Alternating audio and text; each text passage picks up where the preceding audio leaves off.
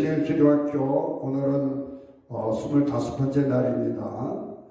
그동안 이제 기도의 방편들에 대해서 새벽기도 2편, 그리고 통성기도, 금식기도, 그리고 오늘은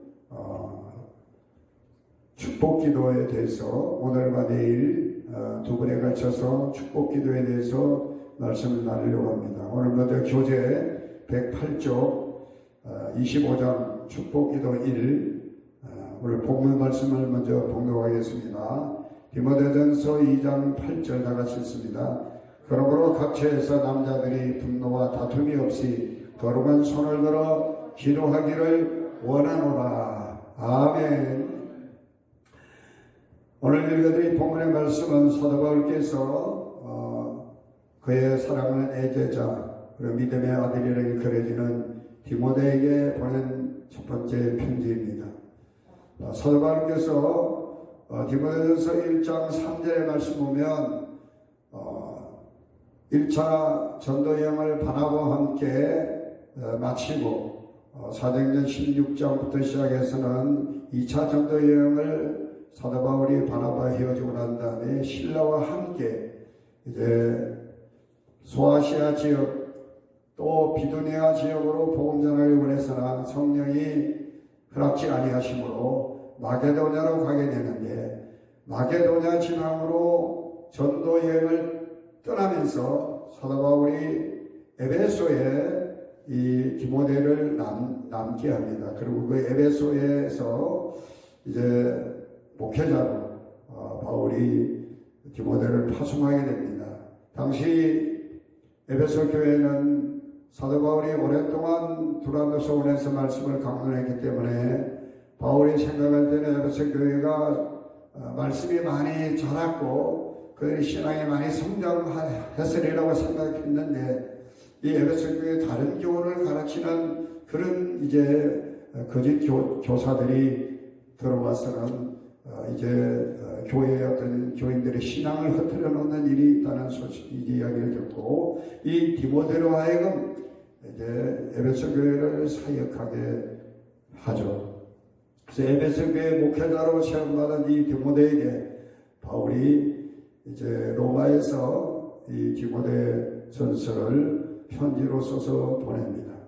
사실은 사도 바울이 1차 로마에 투옥됐을 때 쓴 옥중 서신이 에베소서, 빌립보서, 골로새서, 빌레몬서인데 반해서 디모데전서와 디모데후서는 잠시 자유를 얻고 난 다음에 2차 로마에 투옥되게 됐을 때 나중에 참수행으로 순교를 당하게 되죠. 사도 바울이 이제 투옥되기 직전에 디모데에게 보낸 그런 서신이 디모데전서와 또 디모데후서라고 얘기를 합니다. 아마도 이제 에베소에 논쟁하는 일, 변론하는 일, 이제 족보에 대해서 이러쿵저러쿵 이야기하고 또 신화에 대해서 이야기하고 이런 세상적인 논리를 가지고 교회에 들어와서 교회를 혼란하게 만드는 그런 무리들이 있었던 것 같습니다. 그래서 디모데에게 그들과 다투지 말아라. 그들과 분노하지 말아. 그들에게 분노하지 말고 거룩한 손을 들어 차라리 기도하라고 이렇게 이제 권면하면서 좀 더 자세하게 목회적 관점에서 디모데에게 권면하는 내용들을 하고 있습니다. 오늘 본문의 말씀은 손을 들어 기도하기를 원하노라. 거룩한 손을 들어 기도하기를 원하노라. 오늘 이 말씀을 저도 많이 또 깨닫게 되는 말씀입니다. 우리가 본능적으로 사람은 누군가 나에게 해코지를 한다든지 또 나에게 좀 이렇게 이제 억울한 일을 하게 된다든지 하면 화가 치밀어 오르고 그냥 어떻게 해보려고 하는 그런 마음들이 우리에게 일어나는 게 어떻게 보면 당연한데, 오늘 말씀은 우리에게 거룩한 손을 들어 차라리 기도하기를 힘쓰라 그렇게 말하고 있는 줄로 믿습니다.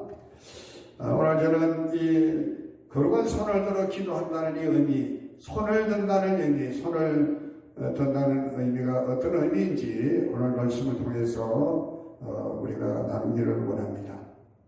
첫째, 이제 교재에 보면요, 손을 드는 것의 의미는 축복하는 것입니다. 할렐루야.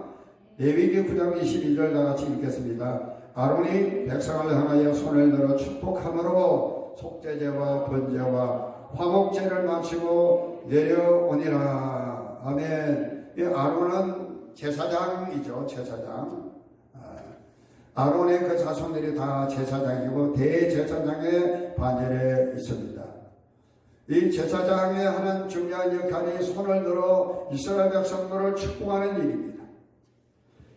이스라엘 백성들의 손을 들어 축복을 하면 하나님께서 이스라엘 백성들에게 역사하셔서 이스라엘 백성들에게 복을 받게 하시는 거죠. 이 목회자에게 있어서도 이런 소위 손을 들어 축복하는 이 축도라고 하는 게 있죠. 민수기 6장 22절로 26절까지 말씀 보면 하나님께서 모세에게 아론과 그 자손에게 이스라엘을 위해서 이렇게 축복하라고 축복을 빌어라. 그럼 내가 복을 주겠다. 여호와여 이 백성들을 복을 주사 지켜주시기를 원하며 여호와여 얼굴빛을 비춰서 은혜 베푸시기를 원하며 여호와여 얼굴을 향하여서 평강 주시기를 원하노라 라고 축복하며 기도하라. 그러면은 너희가 축복한 대로 내가 이스라엘 백성들을 복을 주리라 하는 게 그렇게 말씀합니다.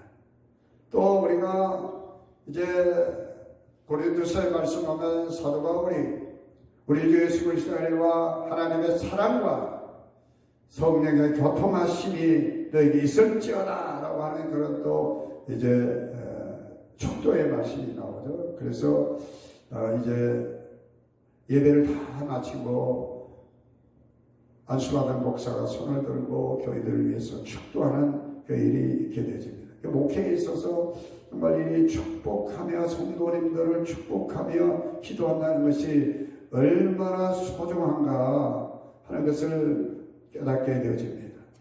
우리가 누군가를 위해서 축복하며 기도한다는 것이 얼마나 우리에게 복된 일인가 오늘 이 시간 그것을 한 번 더 깨달았으면 좋겠습니다.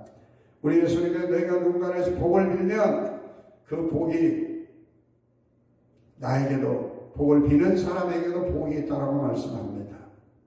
너희가 복을 비는데 그 복을 빈 사람이 복을 받을 준비가 되어 있지 않고 복을 받으려고 하지 않으면 그 빈 복이 빌어준 사람에게 복이 임한다라고 예수님이 말씀해 주셨습니다.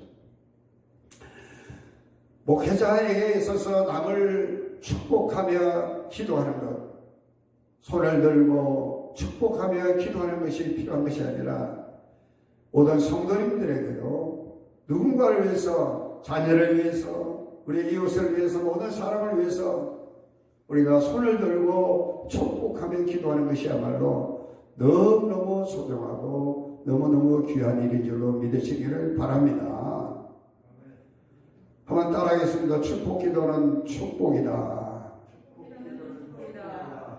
우리가 누군가에 대해서 축복할 수 있다는 것, 축복하며 기도할 수 있다는 것, 그 자체가 우리에게는 축복인 것을 믿고 우리가 축복하며 기도하기를 게을리하지 마시기를 바랍니다. 항상 이제 우리 본능은 시기하고 미워하고 다투고 분쟁하고자 하는 것이 우리의 본능이라고 한다면 우리 이걸 뛰어넘어서 정말 주님의 말씀대로 사랑하는 우리 자녀들을 위해서, 우리 이웃들을 위해서, 심지어는 예수님 원수를 위해서 복을 빌라고 그렇게 말씀하고 계시니까 축복하며 기도한다는 것이 얼마나 우리에게 복된 것인가. 정말 우리가 기도자의 삶을 살아가는 우리 성도들이 있어서 이 남을 축복하며 기도하는 것이 말로 기도의 큰 권세요 능력인 것을 깨닫게 되시기를 축복합니다. 이 축복 기도의 유익이 한 4가지가 있는데 그 첫째는 축복 기도는 귀한 것입니다. 할렐루야. 우리가 이제 누군가에게 뭘 이렇게 베푼다, 누군가에게 뭘 이렇게 도와준다, 누군가에게 뭘 준다라고 할 때 돈을 주고 뭔가 이렇게 누군가에 뭘 도움을 줄 때 우리들은 한계가 있게 마련인 것입니다. 베푸는 것도 한계가 있는 거죠. 자녀들에게 뭘 도와준다고 할 때 부모가 자녀들을 뭐 이렇게 다 도와줄 수 있는 게 아니지 않습니까? 그런데 여러분, 이 물질보다도 금은 보화보다도 더 귀한 것이 바로 축복하며 기도한 일인 줄로 믿으시기 바랍니다. 두 번째로 이 축복 기도의 유익은요, 선한 것입니다. 우리가 하나님 앞에 축복하며 누군가를 위해서 기도하게 되면 하나님께서 그들을 바른 길로, 선한 길로 인도해 주시는 거죠. 부모가 아무리 자녀를 잘 교육시키고 바른 길로 이끌어 그래도 이게 머리가 크면 말 듣지 않습니다. 자식도 이렇게 자식이지. 그러면 아무리 부모가 설교하고 교훈하고 가르친다 할지라도 한데 있게 마련이죠. 우리는 축복하며 기도하면 누가 책임져 주십니까? 하나님께서 책임져 주실 줄로 믿습니다. 하나님께서, 좋으신 하나님께서 선한 길로, 좋은 길로, 복된 길로 인도해 주시는 겁니다. 세 번째로 축복 기도의 유익은요, 능력이 있습니다. 할렐루야. 우리는 뭘 도와줘도 한계가 있다고 말씀드렸어요. 우리 인간은 다 연약한 존재들이지 않습니까? 뭘 하려고 해도 오달픈 분들이 많이 있어요. 할 수 있게 될 무슨 말이야. 믿는 자에게 넘치는 나이 없다. 나는 연약하고 나는 부족하고 나는 할 수 없어도 전능하신 하나님은 무엇이든지 할 수 있음을 믿으시기를 바랍니다. 축복하며 기도하면 하나님께서 능력으로 역사해 주시는 겁니다. 그래서 우리가 우리의 사랑하는 자녀를 위해서 축복하며 기도할 때 부모가 능력으로 뭘 해주는 게 아니라 능력의 주님께서 역사하시고 도와주시고 복을 내려 주심을 믿으시기를 바랍니다. 축복 기도의 마지막 유익은요, 영원한 것입니다. 우리가 누군가를 도와주고 베풀고 뭐 이런 힘이 되어준다는 것이 살아생전에만 그렇죠. 또 그것도 힘이 좀 있어봐야, 돈으로 해줘봐야 얼마나 해주겠습니까? 한계에 있게 말입니다. 그러나 축복 기도는 영원한 줄로 믿으시기 바랍니다. 영원합니다.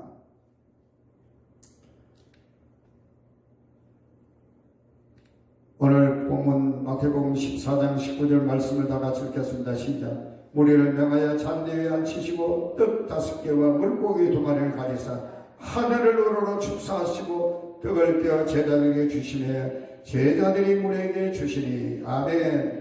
떡 5개 물고기 2마리 보잘것없는 것 가지고 주님이 축복하시니까, 축복하며 기도하시니까 5,000명을 먹이고도 12강주를 거두게 된 줄 믿습니다. 할렐루야.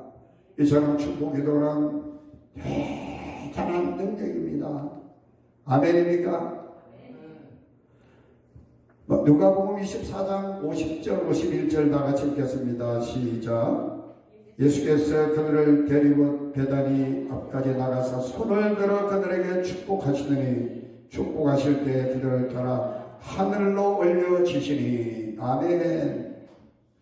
여러분, 우리 예수님께서 성천하시기 전에 손을 들어서 제자들을 축복하셨습니다. 축복하시고 난 다음에 성천하셨습니다. 예수님이 이 땅의 모든 공생애를 다 마치시고 마지막 하늘로 올려가는 그 순간에 제자들을 향하여 손을 드시고 축복해 주셨습니다. 언젠가는 하나님께서 우리도 하나님 나라로 부르실 때가 있을 것입니다. 그때 우리는 우리 자녀들에게 뭘 해줄 수가 있을까요? 어떤 분은 재산을 상속해 주시려고 하실 분도 계십니다. 내가 너희들 모르는 땅이 어디 있는데 그 땅을 너희들이 잘 형제들끼리 분배해서 나눠 가지라. 그러고 돌아가실 수도 있고, 아니면 장롱에 현금이 얼마 있는데 이걸 가지고 써라 할 수도 있고, 아니면 잘 착한 사람이 되라, 훌륭한 사람이 되라 이렇게 말할 수도 있고, 그런데 우리 예수님은 손을 들어서 축복 기도를 해주신 줄 믿습니다. 할렐루야. 언젠가는 우리에게 주님 부르실 때가 닥치게 되면 우리의 사랑하는 자녀들과 우리의 사랑하는 이들을 위해서 손을 들고 축복 기도하고 주님 부르심마다 하늘나라로 가게 되기를 주님의 이름으로 축원을 드립니다. 축복 기도보다 더 귀한 것이 없습니다. 아무리 금은고 하나 물려주더라도 그것은 오래갈 수가 없습니다. 3대 부자가 없다고 그랬습니다. 축복 기도만큼 선한 것이 없습니다. 축복 기도하면 반드시 그 복을, 축복 기도를 받은 그 자녀들이든지 또한 축복 기도를 받은 누군가 하나님께서 그의 앞길을 열어주시고 선한 길로 바른 길을 이끌어주시기 때문입니다. 축복 기도만큼 능력이 없습니다. 축복하며 기도하면 하나님께서 천사를 보내시고 하나님께서 역사하셔서 성립케 하시고 대단한 하나님의 능력이 역사하셔서 여리고를 무너뜨리시고 할렐루야, 하나님의 놀라운 능력이 함께하는 기도가 바로 축복 기도인 것을 믿습니다. 부모가 가서 자식 좀 도와주려고 하면 시간적으로나 거리적으로나 또 인간적인 어떤 능력의 한계가 있을 수 있습니다만은 축복 기도하면, 손을 들고 축복 기도하면 하나님의 능력이 역사해 주실 겁니다. 그리고 축복 기도하면 나는 세상에서 하나님 나라 천국에 들림을 받고 가지만은 축복한 그 기도는 헛되이 땅에 떨리지 아니하고 영원히 그 축복의 자녀 자손만 내어 계승되게 될 줄로 믿습니다. 할렐루야. 두 번째, 손을 드는 것의 진정한 의미는요, 믿음을 선포하는 것입니다. 믿음을 선포하는 것입니다. 너에 비하서 8장 6절 다 같이 에스라가 위대하신 여호와 하나님 여호와를 송축하며 모든 백성의 손을 들고 아멘 아멘 하고 응답하고 몸을 굽혀 얼굴을 땅에 대고 여호와께 경배하니라. 아멘. 이 에스라는 이제 바사 시대의 아닥사스다 왕 때 이제 고레스 왕 때 1차 이제 이스라엘 70년의 노예생활 포로기를 마치고 귀환되고 난 다음에 이제 성전을 재건하게 되는데 20년 동안 성전이 재건되고 있지 않았습니다. 2차 아닥사스다 왕 때에 이제 스가랴, 학개 그리고 이 에스라가 예루살렘으로 귀환하게 되는데 거기서 학사 에스라가 수문학 광장에서 이스라엘 백성들의 신앙에 너무 나태해졌고 하나님의 말씀을 떠나행하는 그 모습 보고 안타까워서 하나님의 성전을 건축하다가 건축하지 못하고 태만하게 있는 그 백성들에게 하나님의 말씀을 선포합니다. 율법을 선포합니다. 그랬더니 이스라엘 백성들이 모두가 다 회개하고 그 말씀에 아멘 아멘 손을 들고 아멘 아멘, 한 번 더 아멘 아니라 아멘 아멘, 믿습니다 믿습니다 하고 이제 아멘 응답한 줄로 믿습니다. 할렐루야. 손을 드는 것은 우리의 믿음을 선포하는 것입니다.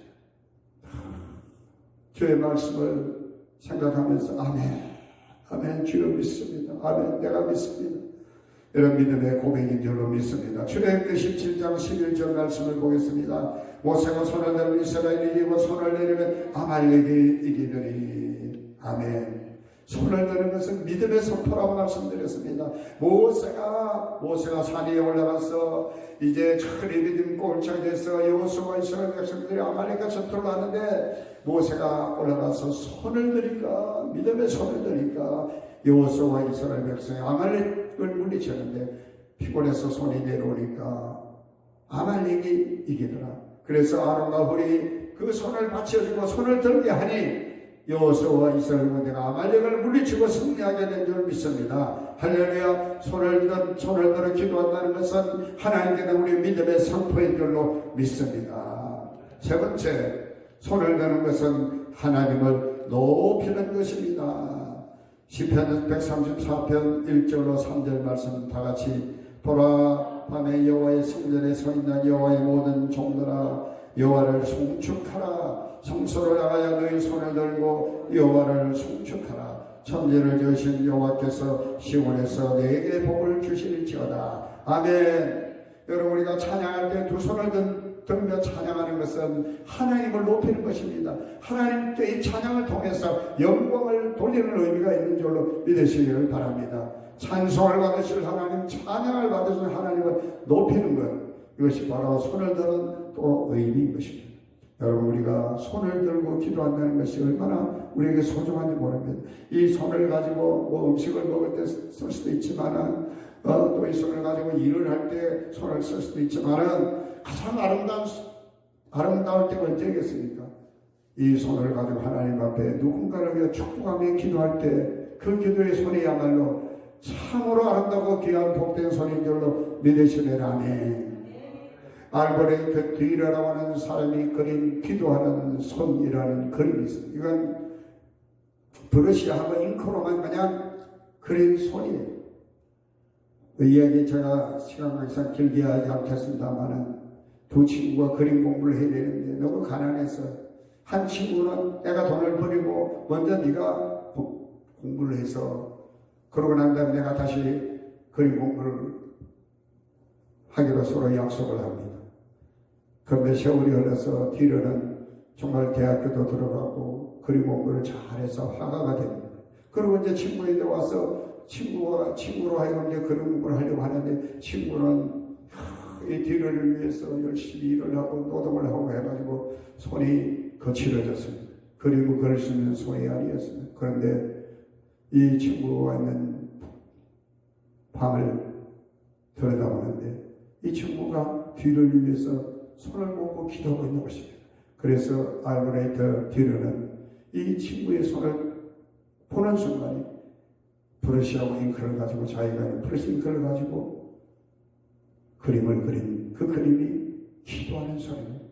그 세상의 어떤 손보다도 가장 아름답고 복된 손, 바로 친구를 위해서 축복하며 기도하는 손이라는 것입니다. 누군가를 위해서 우리가 손을 들어 기도하는, 우리의 사랑하는 자녀를 위해서 기도하는 그 복된, 축복하며 기도하는 그 손이야말로 복되고 아름답고 참으로 복된 손인 줄로 믿으시기를 바랍니다.